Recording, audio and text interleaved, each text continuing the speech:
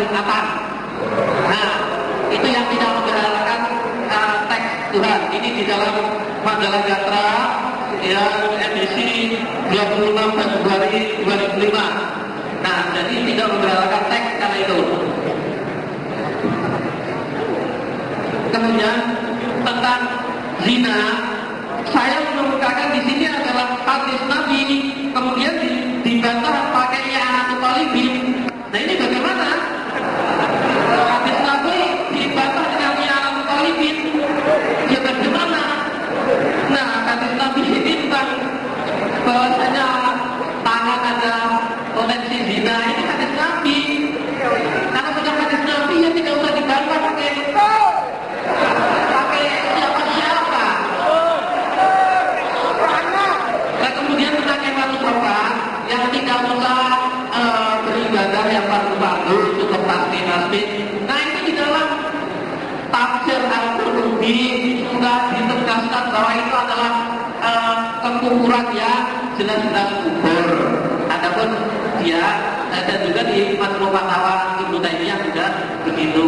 Tetapi kalau dia hanya kalau sakit-sakit semua yang jatuh itu dikubur, ya seperti ini. Inilah justru membuktikan bahwa alumni UIN Jakarta seperti ini motonya.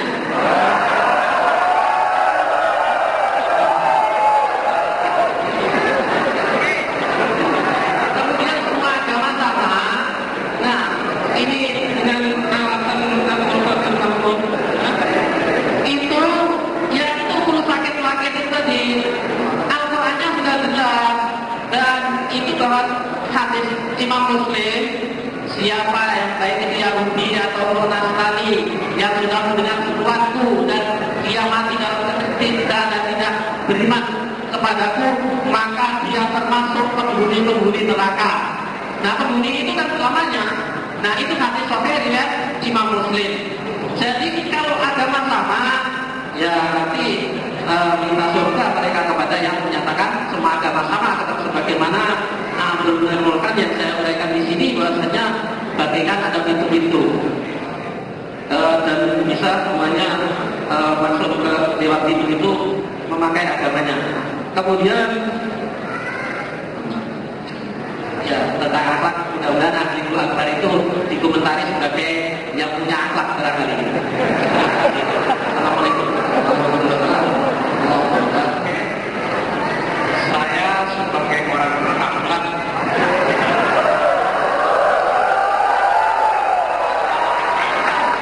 ingin memberikan komentar tentang anjing akbar. Tidak ada yang salah dengan pernyataan itu. Apa yang salah? Sama sekali tidak ada yang salah. Akbar, Tanjung, anjing, akbar, sekolah, akbar. Tidak ada masalah. Itu kalau diniati bahwa anjing itu adalah Allah. Kalau misalnya ketika berpikir anjing akbar itu diniati untuk menangkap sifat dan kamal dan jawabannya Allah Subhanahu wa Ta'ala, tidak ada masalah.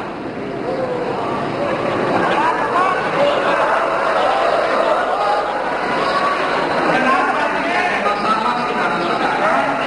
Karena Allah punya memberikan nikmat terhadap segala jenis makhluk yang diciptakan.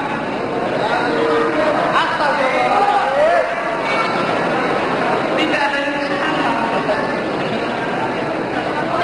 Seperti orang-orang tarekat mengikuti pikir-pikir kemudian membayangkan kursi tarekatnya, bahkan menyebut-nyebut namanya, tidak ada yang salah karena mengharapkan dari situ mengalirnya terbaik dari Allah. Kalau dia menemukan sifat jamal dan kamalnya Allah di dalam anjing itu, ya salah, justru dia akan naik makom.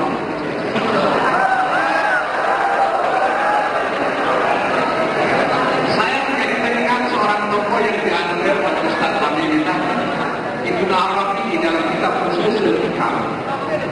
Dia menemukan takallumnya Allah ketika dia berhubungan suami istri.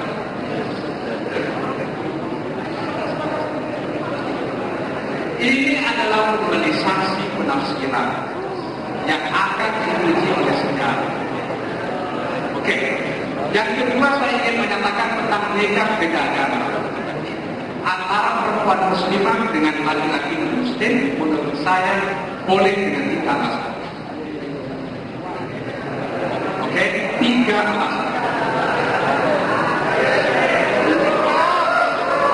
Yang pertama, kalau di dalam Al-Quran wal musanatu minal ladzina utul kitaba min qablikum, laki-laki muslim diperbolehkan dengan perempuan muslimah, tidak dicantumkan sebaliknya, bukan berarti tidak boleh. Ini diperbolehkan kalau kita belajar gramatika bahasa Arab, min babil ihtimam.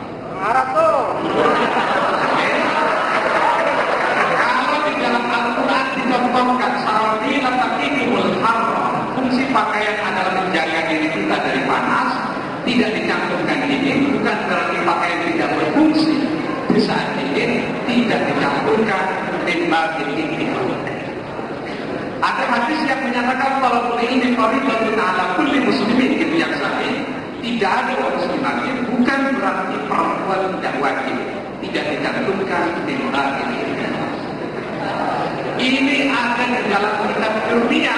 Tentu saja saya tidak akan bukan orang Wahabi, karena tidak akan diikuti oleh beliau-beliau ini. Alasan yang kedua, tidak ada dalil yang melarang. Pak Arthur juga mengutip pernyataan saya sebagai penyusun kantor tentang ini. Tidak ada dalil yang melarang pernikahan perempuan muslimah dengan laki-laki.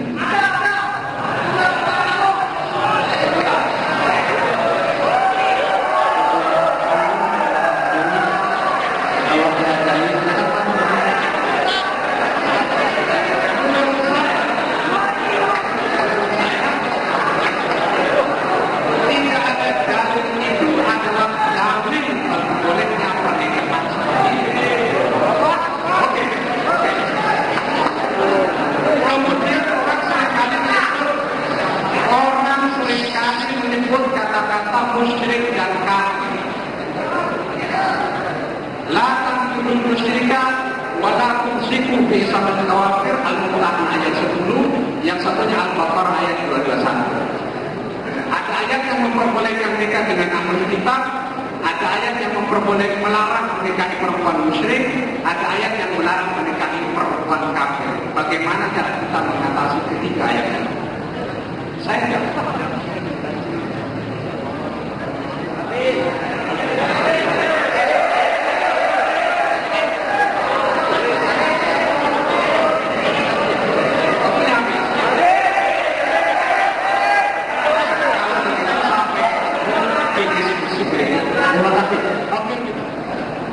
Tadi teman kita yang Wahabi ini,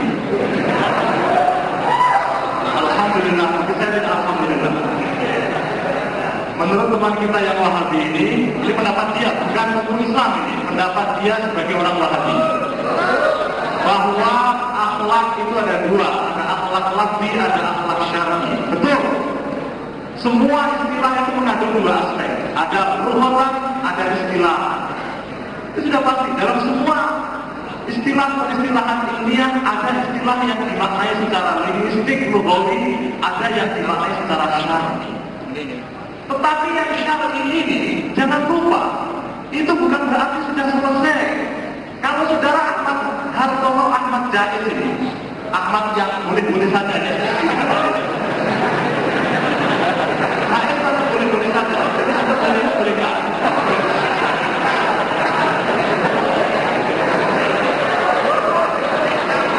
Hartono, Ahmad Jais, boleh-boleh saja. Menurut Ahmad Hartono tadi menjemput Ibu Siti Nuria, istrinya Gus Dur, yang jompo itu jelas itu adalah masuk dalam kategori ayat ya ayyuhalladzina amanu la yaskhar qaumun min qaumin wa la nisa'un min nisa'in asa an yakunu khairan minhum. Enggak perlu